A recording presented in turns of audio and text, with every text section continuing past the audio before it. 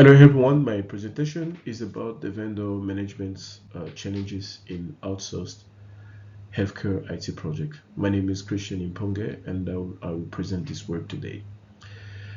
This paper examines why outsourcing can help healthcare organization to access a specialized IT capacity, but also why it creates important project management risk. My main argument is simple.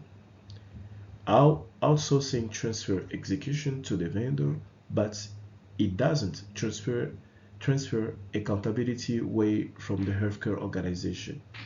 This is especially important in healthcare because IT systems affect clinic workflows, patient information, service continuity, and regulatory responsibility. And in this presentation, I will explain the motivation, define the concepts, discuss the major challenges, evaluate the strategies proposed in this literature, and finish with future research directions and my own reflection. The topic is relevant because healthcare organizations increasingly depend on external providers for a complex IT. Outsourcing can help when internal teams do not have enough capacity or specialized skills. However, healthcare is not a low-risk environment. A delayed interface and a data quality problem or poorly designed workflow can affect clinical work and service continuity. This is why the vendor management should not be seen as a simple procurement activity. It becomes a project management function that affects scope, schedule, cost, quality, risk, stakeholders, and benefit realization. The key question is how to use vendor expertise while keeping enough governance control inside the healthcare organization.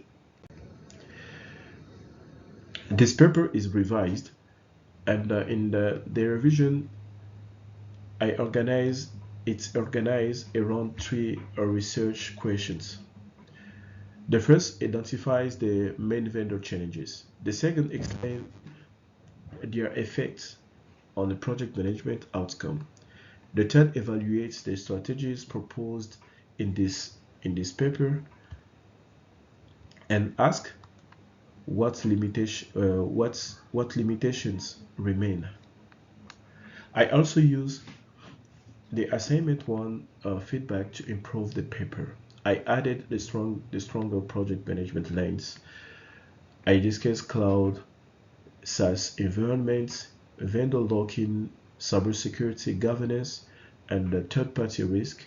I also made the analysis more comparative by asking not only whether strategy is useful, but also when it's useful and where it remains weak. Before presenting the findings, I defined a few key concepts. Outsourcing means that some project or service activity are executed by external provider. Vendor management is broader than selecting a supplier.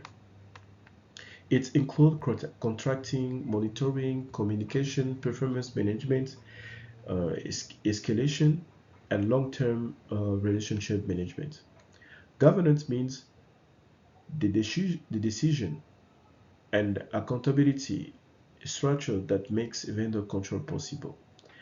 Interoperability is the ability of a system to exchange and use data meaningfully. And finally, we have a vendor lock-in that refers to a situation where it's become difficult or costly to move away from a vendor. I analyze this concept through the project management lens, procurement, governance, stakeholders, communication, risk, quality, and benefits realization. This paper doesn't show one single vendor problem. It shows a cluster of connected challenges. Vendor selection affects the quality of the implementation. Weak scope and accountability can create disputes and change requests.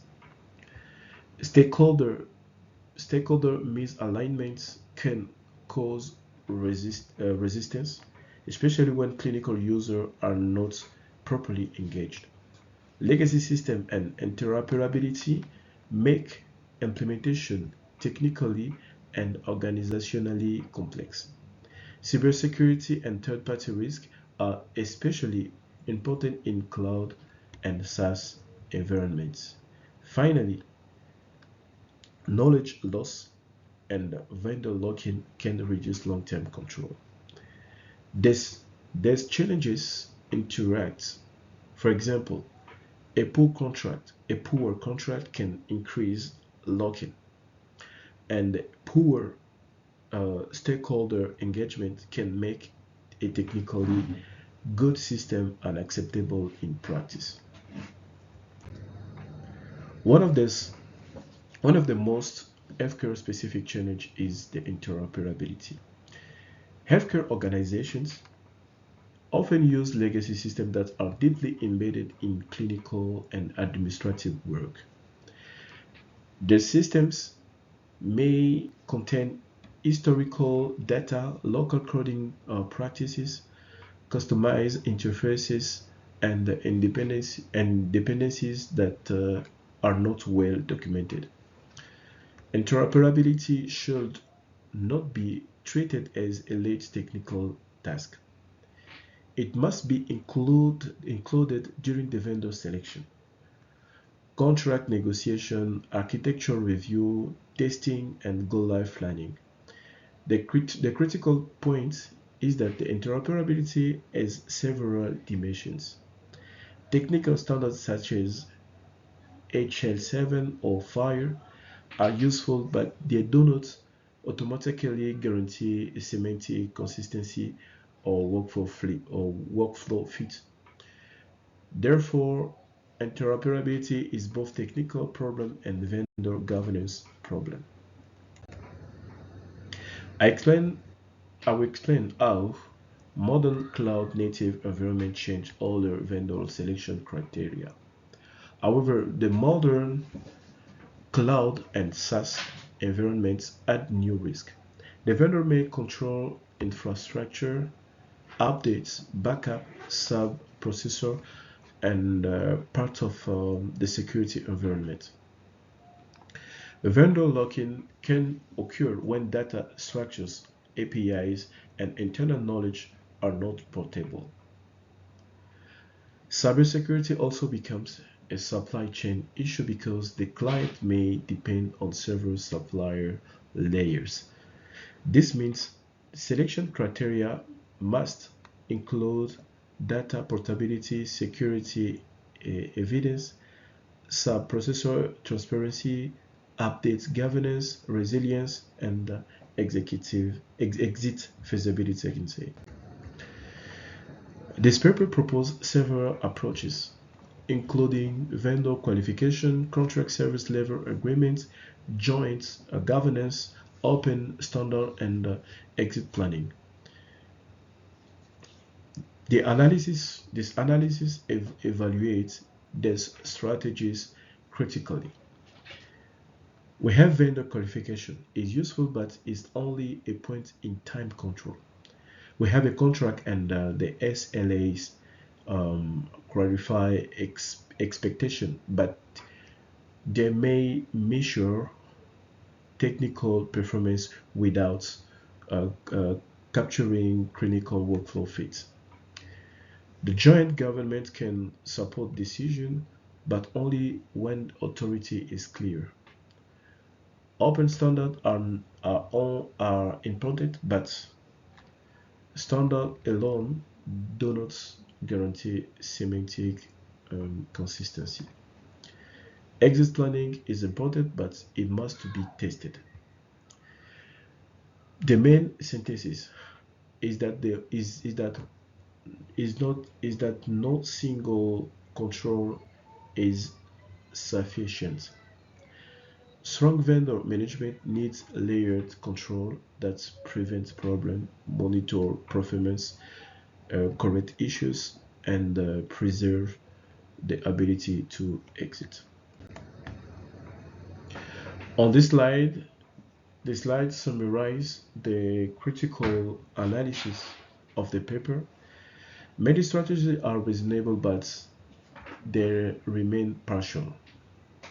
For example, an SLA may show that the system is available, but doesn't mean the clinical can use the system efficiently. An open standard can improve technical interoperability, but it doesn't guarantee that the same clinical concept is interpreted consistently across system. A governance committee can exist, but without the clear authority, it may only delay decisions. And the exit clause can be written in the contract, but the real responsibility, the real portability require documentation, testing, and internal knowledge. So the key evaluation question is not only whether strategy exists, but whether it's actually control the risk in practice. Integrated lifecycle model. The model is started before the procurement with needs analysis, workflow review, architecture, risk, and exit criteria, I can say. During the contracting, those needs must become concrete responsibilities. Service measurements, data obligation, security requirements, and portability rights. During the implementation, governance should include clinical validation, change control, integration, testing, and knowledge transfer.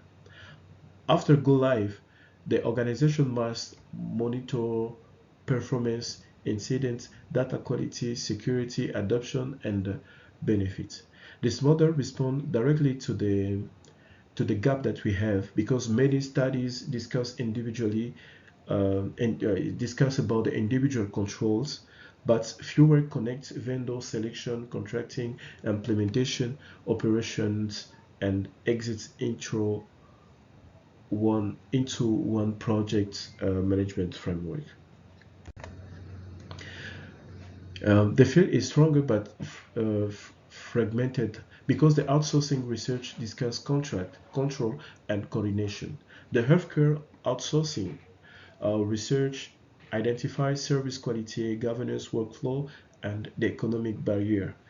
The health informatics research examines the interoperability and semantic consistency.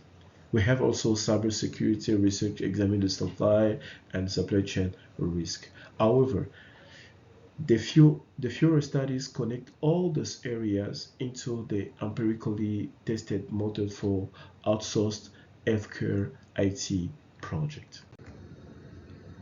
My main reflection is that vendor management is not the secondary administrative activity.